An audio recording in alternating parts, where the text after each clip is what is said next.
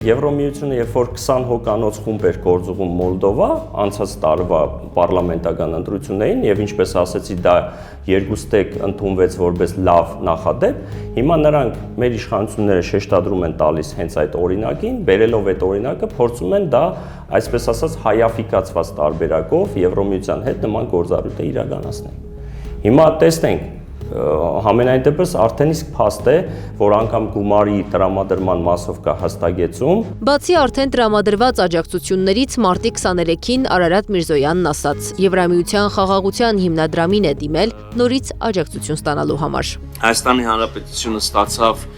երկրորդ ուրեմն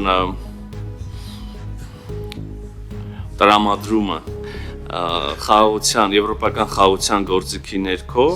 եւ էլի ասել ենք, որ մենք արդեն երրորդի համար ենք դիմել, խոսքը 20 միլիոնի մասին էր, 20 միլիոն եվրոյի աջակցության մասին էր երկրորդի դեպքում։ Միջազգայնագետի խոսքով Եվրամիության տրամադրած գումարները Հայաստանի համար պարտավորություն են ձևավորում։ Պարտավորությունների մասին հայկական կողմը չի բարձրաձայնում։ Եվ հասկանալի է, չէ, որ հավաքական արևմուտքի